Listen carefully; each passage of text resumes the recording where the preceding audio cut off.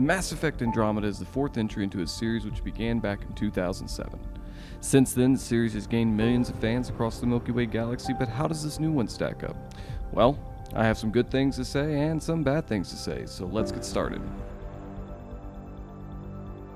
I can't say the story is weak in this game because it has an interesting concept and its own ups and downs. However, most of the downs are due to poor execution and, well, downright terrible dialogue at times, but I'll touch on that later. After a 634-year journey in cryostasis, you awaken aboard the Hyperion in the Andromeda galaxy.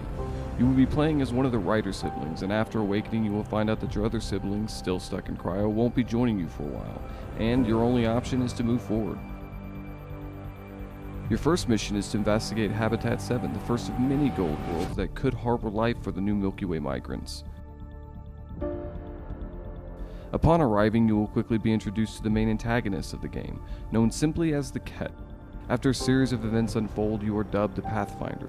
The Pathfinder's job is to lead his people into finding a suitable home and to help the initiative further prepare for future migrants. From here is where the game really begins. You are tasked with seeking out other gold worlds and making them habitable. You are also out to stop the Ket, who are after control of an ancient technology left behind by the Remnant, and led by the big baddie Archon. You will be given your new ship, the Tempest, to aid you on these missions. Now, you can accomplish these goals at your own leisure, and you don't really feel rushed to do, well, anything. One major complaint I do have in regards to the story is that it's too short. The game was ending before I even knew it. Throughout the 10 story missions, yes, only 10, you will encounter another new race of people, see strange planets, and have some rather exciting battles in all sorts of locations. It all leads to a, well, rather anticlimactic ending that leaves me feeling like I just got set up for a new series of games that I'm not quite sure I even want. Now, as I said, the main story is short. You could complete it in less than 15 hours. Granted, with a game like this, you are not meant to just blow through the story.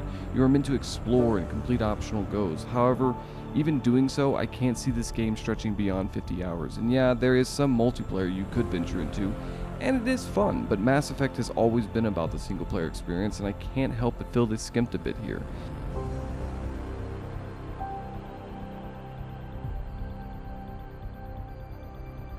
The graphics in this game are really two-sided. The general atmosphere graphics are great. Traveling through space has never been more beautiful. I found myself spending hours just traversing from system to system across the galaxy.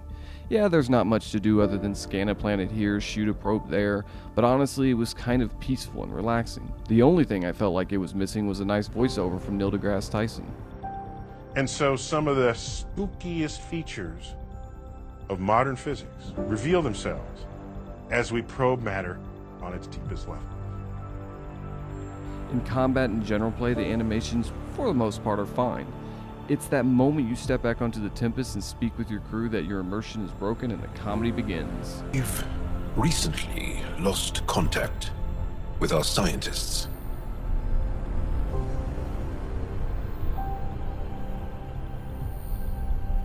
I can't tell you how many times I laughed out loud at how bad some of the animations are. I cannot fathom how EA let this happen. I would say BioWare, but truth be told, I have a feeling this atrocious animation was due to EA rushing the project. Sometimes when a character speaks, it's like you are watching a movie that has been dubbed in English. Their mouths do not often match what they are saying. That all you've got? Now that I've proven you can trust me, I was hoping you'd feel more able to open up. I would not gripe about this if it was not for the fact that in other parts the animation seems fine. This seems to be the case with a lot of the animations. Sometimes when a character walks, it's like they just stepped out of the gym trying to get swole. Other times it's fine, and I have to wonder if they had two animation teams on this. One who was filled with experienced animators, and the other full of interns working on a school project. For a game that has so much focus on dialogue and character-to-character interaction, I'm astonished that this was not given the proper polish. Now, as of this review, a patch was coming out that was supposed to help this. I have installed what I believe to be this patch, and although things have improved slightly, it was not that drastic of a change for me to really say it helped my overall opinion. However, EA is leading us to believe that they are trying to right their wrongs. Too bad I have already finished the game.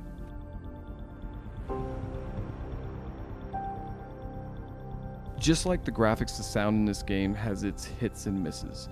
As I said earlier, the character animations while speaking is laughable, but couple this with the terrible dialogue and at times terrible performances by the actors and you might just find yourself wanting to skip the conversations completely. It seems unnatural and a bit robotic at times. Okay. Yes. I appreciate the vote of confidence. Unless I missed some major plot point that says Ryder is an android or a robot, this should not have happened. With that said, we will finish this section on a positive note. The music in this game is fantastic, with the synthesized sounds that remind me a bit of Blade Runner, and never really got too old or felt out of place. The same goes for the general environmental and combat sounds. Firing your weapon has a solid impact on your eardrums that you need when playing an action game like this.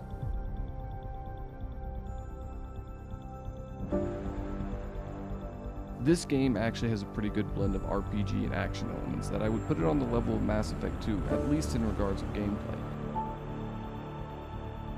The gunplay is downright fun, and coupled with the biotic and tech abilities, it can make it easy to find a playstyle that suits your preferences. If you find yourself in a heavy battle with an enemy pressing towards you, dash away and throw a biotic attack to halt him for a second so you can land that perfect attack.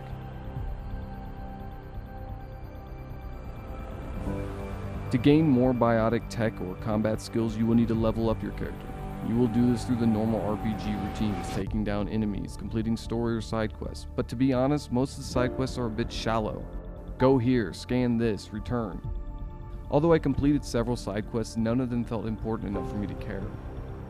This goes into some other gameplay mechanics. As part of the Andromeda initiative, you will need to make planets viable for habitation. Doing so will net you AVP or Andromeda viability points. These allow you to upgrade the Nexus and or unlock specific perks that can aid you on your adventure. Another mechanic is research. As you step foot on planets or space stations, you will need to use your scanner to identify objects. This will fill up your research points, which you can use to research new weapons, armor, or augmentations.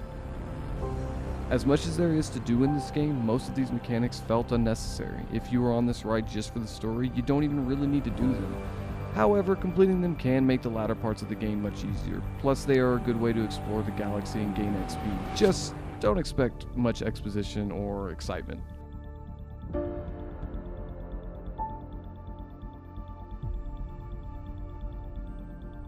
This game can go from downright impressive to laughable and finally to frustrating, all in a matter of minutes. I've already touched on the animation, so we'll leave that where it is. However, let's talk menu. Guys, it's a combobulated mess. You will find yourself trying to remember what menu something is in, and often forget what menu you're in to begin with. Over time it does become easier, but no less frustrating. Map screen is easy enough, but let's be honest, they don't have that much to put on there to begin with. Two things I found rather annoying and could be fixed rather easily. When selecting equipment for a mission, you might find yourself hitting the X button. You would think here it would present you with the screen asking you to confirm if you are ready. But nope, it just throws you into the mission with your non-completed selection. Now this is not too big of an issue, but there are times where you can't change your equipment and are either stuck with what you have or have to load a previous save to get what you want. Only a minor gripe and pales in comparison to my other one. Why? Every time after I die are my ability hotkeys reset. I have to reapply my abilities each and every time I die. I think this isn't due to the profile you have selected and maybe it defaults to one for that. However, if I'm playing a mission and die and hit a checkpoint, I expect my abilities to be there as I had them. I too often went in to throw a grenade only to find that it had been reset. Trust me when I say, while in some intense battles, this was quite infuriating. Now granted, that does not have much to do with the presentation, but it stems to an idea of what this game overall is.